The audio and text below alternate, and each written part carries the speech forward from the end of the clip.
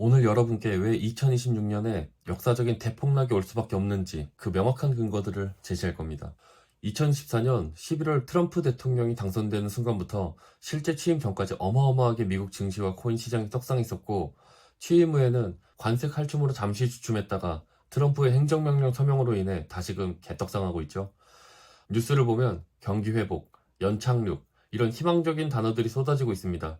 하지만 이것이야말로 가장 위험한 신호입니다. 1929년 대공황 직전에도, 2008년 리먼 브라더스 파산 직전에도 모든 전문가들이 괜찮다라고 말했거든요. 지금 미국 주식시장은 사상 최고치를 경신하고 있고 비트코인도 11만 달러를 돌파하고 있어요. 하지만 이런 광란의 상승장이야말로 대폭락의 전조 현상입니다. 특히 오늘 제가 분석해드릴 미국의 지급준비율 0% 상황과 기준금리 인하 가능성을 보면 왜 내년이 역사상 최대 규모의 금융 쓰나미가 될 수밖에 없는지 섬뜩하게 이해하게 될 겁니다. 오늘 이 영상을 끝까지 보시면 왜 내년에 반드시 하락장이 올 수밖에 없는지, 그리고 마지막에는 이런 위기 속에서 어떻게 돈을 벌 수 있는지 알려드리겠습니다. 자세한 이야기는 고정 댓글 참고해 주시고요. 영상 끝까지 시청해 주세요. 본격적인 영상 시작 전에 구독과 좋아요, 알림 설정 부탁드리겠습니다. 그럼 바로 시작하겠습니다. 1929년 대공황 때 미국 국민 한 사람당 부채는 고작 500달러도 하지 않았습니다. 그런데 지금 무려 10만 달러가 넘어요. 200배도 넘게 증가한 겁니다. 이게 끝이 아닙니다. 미국 연방정부 부채가 지금 얼마인지 아세요? 36조 달러를 넘었어요. 36조 달러입니다. 미국 GDP보다 큰 규모입니다. 더 무서운 건 이 부채 증가 속도예요. 매일매일 51억 달러씩 늘어나고 있어요. 하루에 우리나라 대기업 하나가 사라질 정도의 부채가 추가되는 거죠. 미국 가계부채는 지금 이 순간에도 폭발하고 있어요. 뉴욕 연방데이터 자료를 보면은 소름이 돋습니다. 크레딧카드 연체율은 약 12% 정도이며, 이는 2011년 금융위기 수준이고요. 잔액은 1조 2100억 달러로 역대 최고 수준입니다. 자동차 대출 연체율은 약 6.5%로 금융위기 이후 최고치이고, 학자금 대출은 1조 6천억 달러, 폭탄이 대기 중입니다. 하지만 더 무서운 건 뭔지 아세요? 사람들이 여전히 빚으로 소비를 유지하고 있다는 겁니다. 실제 소득은 줄어드는데 소비는 늘어나고 있어요. 이게 지속 가능할까요? 절대 아닙니다. 미국 경기 선행지수가 15개월 연속 하락했습니다. 이건 2008년 금융위기 때보다도 더 긴 기간이에요. 과거 데이터를 보면 이 지수가 12개월 연속 하락한 적이 있는데, 그때마다 대규모 경제 위기가 왔어요. 딱 두 번 있습니다. 2001년 닷컴 버블 붕괴 때 14개월 연속 하락 후 나스닥 78% 폭락, 2008년 금융위기 때에는 13개월 연속 하락 후 S&P 500이 57% 폭락했습니다. 그리고 지금이 세 번째입니다. 우연의 일치일까요? 절대 아닙니다. 여러분, 혹시 현재 미국의 지급준비율이 얼마인지 아세요? 0%입니다. 지급준비율이 뭔지 모르시는 분들을 위해 설명드리면, 은행이 예금을 받았을 때 중앙은행에 의무적으로 예치해야 되는 비율이에요. 예를 들어서 지급준비율이 10%라면 1000만 원 예금을 받았을 때 100만 원은 페드에 맡겨주고 900만 원만 대출할 수 있다는 거죠. 이게 왜 중요하냐면, 지급준비율이 은행들의 신용창조 능력을 제한하는 마지막 브레이크 역할을 하기 때문입니다. 그런데 2020년 3월 코로나가 터지면서 페드가 이 지급 준비율을 완전히 0%로 만들었어요. 코로나 위기 대응이라는 명목으로 말이죠.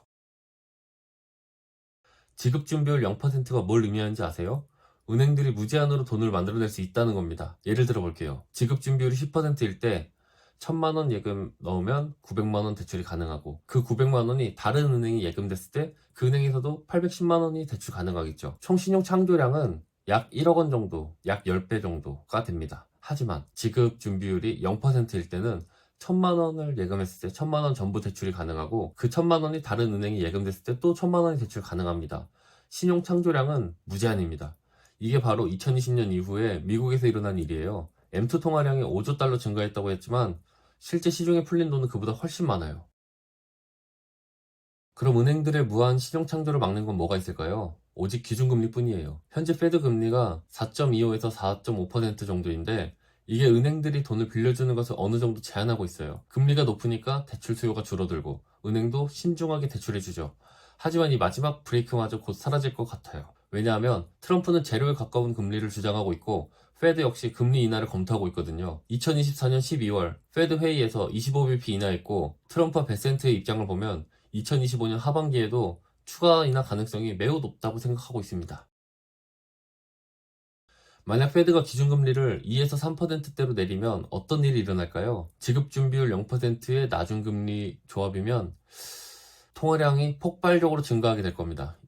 역사상 이런 조합이 나타났을 때 어떤 일이 일어났는지 두 가지 케이스를 한번 보겠습니다. 1970년대 말 미국에서 어떤 일이 일어났는지 볼까요? 지급준비율이 대폭 완화되면서 저금리 정책을 시행했습니다. 그 결과 인플레이션 15%를 기록하고 금값이 10배 폭등했습니다. 그리고 2000년대 초 미국에서는 닷컴 버블 붕괴 후에 저금리 정책을 시행했고 그 결과 부동산 버블이 터지면서 2008년 서브프라임 사태가 발생했습니다. 하지만 이번은 과거와 차원이 달라요. 왜냐하면 부채 규모가 사상 최대거든요. 과거 어느 때보다 높은 레버리지 상태이며 역사상 처음으로 지급 준비율이 완전 제로, 그리고 전 세계가 기축통화인 달러에 의존하고 있고요. 디지털 기반으로 돈이 움직이기 때문에 돈이 움직이는 속도가 과거보다 100배는 빠릅니다. 페드가 금리를 1% 인하하면 시중에 풀리는 돈의 속도와 규모가 과거와는 비교할 수 없을 정도로 클 거예요. 은행들이 지급준비금 제약 없이 무제한으로 대출할 수 있고 그 돈이 디지털로 실시간 이동하니까 몇 주 만에 수조 달러가 시장에 쏟아질 수 있어요. 야, 그럼 왜 아직 정부가 안 무너졌냐? 라고 묻는 분들 많으실 겁니다. 대답은 간단합니다. 정부가 미친 듯이 돈을 뿌리고 있기 때문이죠. 팬데믹 이후에 미국이 뿌린 돈이 얼마인지 아세요? 약 5조 달러. 우리 돈으로 6,500조 원입니다. 이게 어느 정도 규모냐면 한국의 GDP의 약 4년치를 한 번에 뿌린 거예요. 하지만 이런 돈 뿌리기가 영원히 지속될 수 있을까요? 불가능하다고 생각합니다. 지금 이미 부작용들이 나타나고 있어요. 인플레이션 압박이 점점 커지고 있고요. 달러와 가치가 약세가 되어가고 있어요. 그리고 자산 버블 형성이 점점 가속화되고 있습니다. 페드가 양적 완화로 위기를 맞고 있지만 이건 모르핀을 맞는 것과 같습니다. 일시적으로 고통은 줄어들지만 근본적인 병은 더 악화되고 있어요. SVB 파산 때를 보세요. BTFP라는 긴급 처방을 썼지만 이게 근본 해결책이 될 수 있나요? 절대 아닙니다. 단지 문제를 미뤄둔 것 뿐이에요. 그리고 문제를 미룰수록 나중에 터질 때의 파괴력은 더욱 커집니다. 실제로 BTFP를 통해 은행들이 빌린 돈이 1615억 달러에 달해요. 이 돈도 언젠가는 갚아야 되는데 과연 은행들이 갚을 수 있을까요? 로버트 실러, 이 이름을 기억하세요. 노벨 경제학상 수상자이자 예일대 교수님입니다. 이 사람이 왜 중요하냐고요? 닷컴 버블을 정확하게 예측했기 때문입니다. 2000년 3월 비이성적 과열이라는 책을 내고 지금 기술주는 완전히 과대평가됐다고 경고했어요. 그 해 말부터 나스닥이 78% 폭락했죠. 더 놀라운 건 타이밍이에요. 책이 출간된 2000년 3월이 나스닥의 정확한 고점이었어요. 2008년 금융위기도 정확하게 예측했습니다. 2005년 비이성적 과열 개정판에서 부동산 버블이 너무 심하다고 경고했습니다. 3년 후 리먼 브라더스가 파산했죠. 그리고 지금 이 사람이 뭐라고 하는지 아세요? 현재 주가 고평가는 내 인생 최대 수준이다 라고 경고하고 있어요. 실러 교수가 개발한 케이프 실러 지수. 이게 지금 38.84를 기록하고 있습니다. 그리고 여전히 상승 중이에요. 이게 얼마나 위험한 수준인지 보여드리겠습니다. 대공황 직전이 32.6, 닷컴 버블 직전이 44.2, 2008년 금융위기 직전이 27.5였습니다. 지금은 역사상 두 번째로 높은 수준이고 아직도 올라가고 있어요. 닷컴 버블 수준에 거의 근접했습니다. 하지만 더 무서운 건 뭔지 아세요? 1880년부터 지금까지 145년간의 데이터에서 이 지수가 35를 넘어선 적은 딱 두 번뿐이었습니다. 그리고 그때마다 대폭락이 왔습니다. 케이프 실러 지수에서 30포인트를 넘으면 하이퍼 버블로 간주됩니다. 지금은 38.84예요. 이미 하이퍼 버블을 30% 가까이 넘어선 상태입니다. 역사상 이 지수가 35를 넘어선 후에 평균 18개월 이내에 대폭락이 왔어요. 구체적으로 볼까요? 1929년 대공황 때 35 돌파 후 14개월 만에 대공황이 왔고요. 2000년에는 35 돌파 후 9개월 만에 닷컴 버블이 붕괴가 됐어요. 지금 38.84를 기록한 게 언제인지 아세요? 바로 2024년 말이에요. 그럼 계산해보세요. 얼추 지금부터 2026년 사이 바로 이 시기에 대폭락이 올 가능성이 매우 높습니다. 워렌 버핏이 개발한 버핏 지표도 볼까요? 이는 주식시장 총 시가총액을 GDP로 나눈 비율입니다.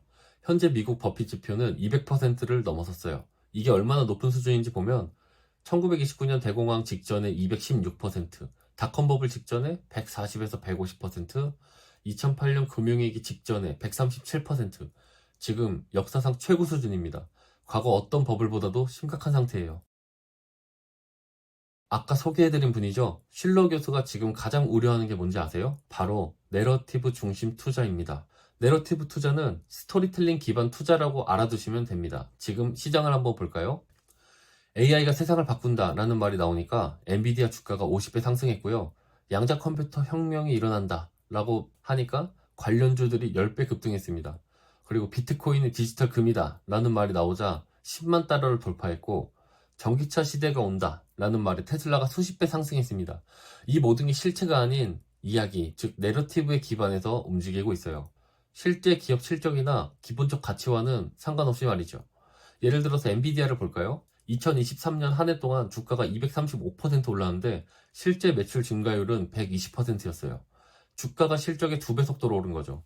역사상 이런 내러티브 광풍이 절정에 달했을 때 무슨 일이 일어나는지 아세요? 바로 대폭락입니다.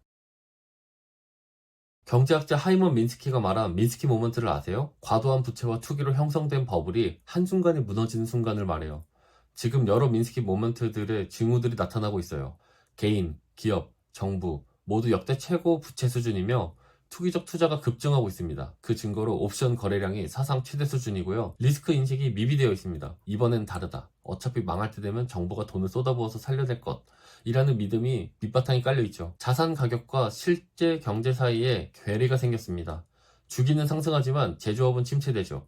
특히 주목할 만한 부분은 기업 부채 상황이에요. 미국 기업들의 부채 대비 에비타 비율이 두세 배 수준인데 이는 2008년 금융위기 때랑 비슷하거나 약간 높은 수준입니다. 비트코인 가격은 정말 어떤 것에 의해 움직이는 걸까요? 정답은 글로벌 M2 통화량입니다. 모건 스탠리와 맥킨지의 공동 연구 결과를 보면 비트코인 시총과 전 세계 통화량의 상관관계가 0.95에 달해요. 거의 완벽하게 동조화되어 움직인다는 뜻이죠.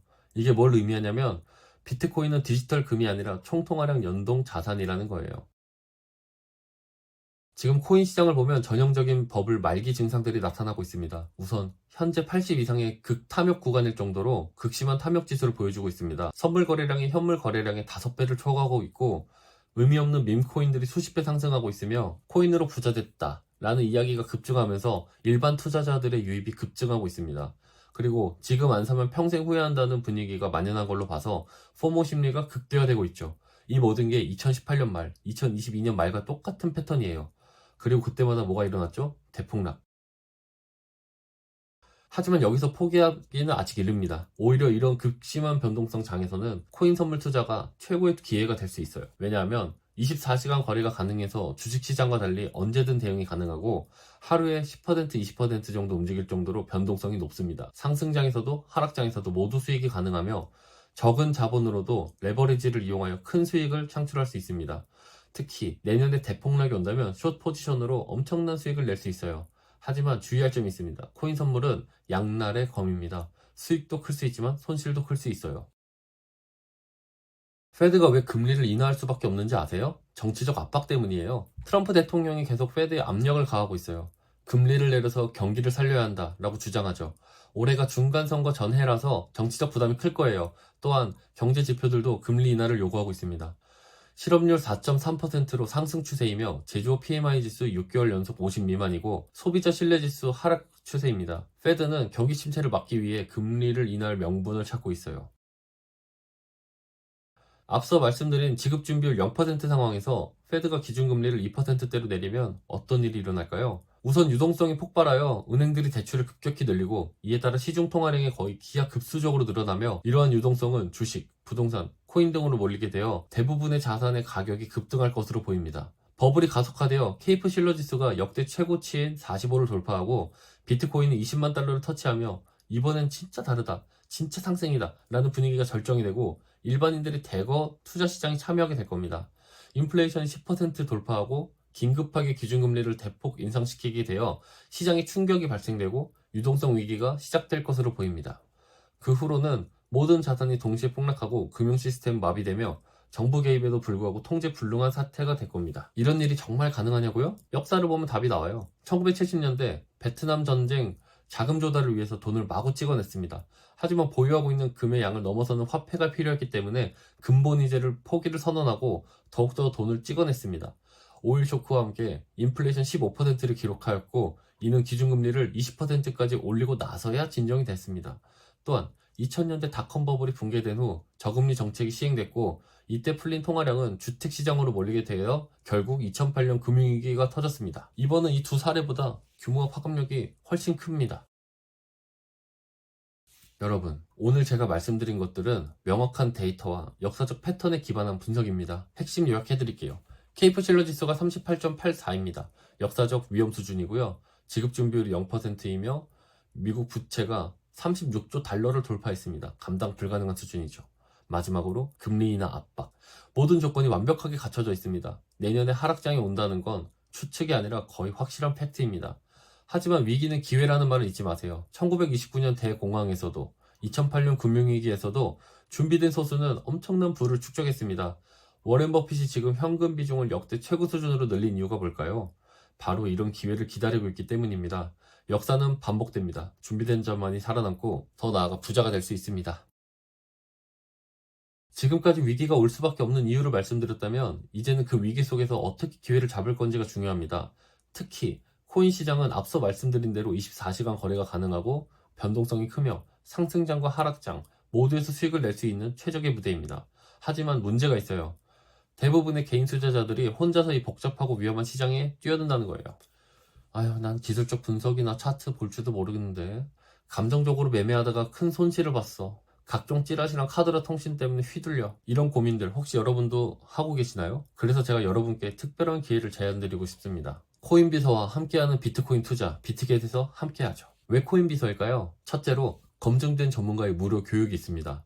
코인비서에서는 방대한 양의 공부량을 바탕으로 검증된 트레이더가 온라인과 오프라인 교육을 완전 무료로 제공합니다. 혼자서 수년간 공부해야 될 내용을 체계적으로 쉽게 배울 수 있어요. 둘째, 활발한 투자자 커뮤니티. 코인 투자자들이 모여있는 텔레그램 방에 입장하여 실시간으로 코인과 관련된 토론 및 정보 교류를 할 수 있습니다. 혼자서 걱정하지 마세요. 같은 길을 걸어가는 동료들과 함께하면 훨씬 안전하고 효과적입니다. 셋째, 신뢰할 수 있는 운영진. 코인비서는 인플루언서인 최승정 대표가 직접 운영하는 것으로 사기 우려가 전혀 없습니다. 투명하고 신뢰할 수 있는 운영으로 여러분의 소중한 투자 여정을 안전하게 지켜드립니다. 넷째, 재미있는 투자 경험. 각종 이벤트를 진행하면서 코인 투자에 재미를 더해줍니다. 투자가 단순히 돈벌이가 아닌 즐거운 경험이 될 수 있도록 도와드리겠습니다. 특히 지금 이 시점에서 코인비서가 필요한 이유는 따로 있습니다. 앞서 분석해드린 대로 2026년에는 역사적인 대폭락이 올 가능성이 매우 높습니다. 하지만 그 상황을 어떻게 대처하느냐에 따라서 돈을 벌지 잃을지 확연히 갈리게 됩니다. 이 과정을 혼자서 해나가기는 정말 어려워요. 하지만 코인비서와 함께라면 한결 쉬워집니다. 검증된 전문가의 분석과 동료 투자자들의 집단지성을 바탕으로 현명한 투자 결정을 내릴 수 있어요. 이 코인비서 커뮤니티에 입장하기 위해서는 저의 비트겟 링크를 통해 비트겟 계좌를 개설하신 분들만 입장이 가능합니다. 아래 고정 댓글을 클릭해서 코인비서 텔레그램 방에 참여하세요. 지금 참여하시면 각종 코인 관점 공유해드리고요. 동료 투자자들과의 정보 교류를 도와드립니다. 코인비서와 함께라면 여러분도 이 위기를 기회로 바꿀 수 있습니다. 구독과 좋아요 그리고 알림 설정 잊지 마시고 반드시 고정 댓글을 클릭해서 코인비서 텔레그램 방에 참여해주세요. 그리고 댓글로 여러분의 투자 계획도 나눠주세요. 감사합니다. 빠이.